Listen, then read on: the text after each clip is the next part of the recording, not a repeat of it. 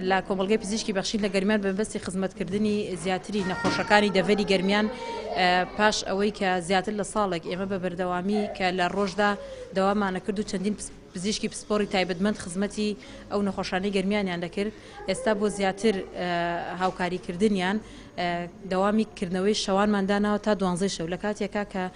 بەهۆی قەیرانی دارایی و بەهۆی ئەو کێشە سیاسیانەی کە بەڕاستی باڵی کێشاوە بەسەر هەرێمی کوردستاندا لە شەوانی گەرمیاندا ئەو نەخۆشانەی کە پێویستیان بە سۆنەر هەبێ بە تایبەت شوێنێک نییە کە سۆنەری تیا بکەنیان ئەگەر هەبێت چەند سەعاتێکی زۆر کەمە. بەڵام ئێمە لەم کاتانەدا تا 12 شەو بە بەردەوامی دکتۆرێکی پزیشکی گشتی و سۆنەر بەشەکانی دەرمانخانە لە دەرمانخانە تاقیگە تەداوی و دەرزی لێدان تیشک ئەشعە لەگەڵ سەنتەری دانا کە سیاد لە 3 دکتۆر بە بەردەوامی کاری تێدا دەکەن خزمەتی هاوڵاتیان دەکەن.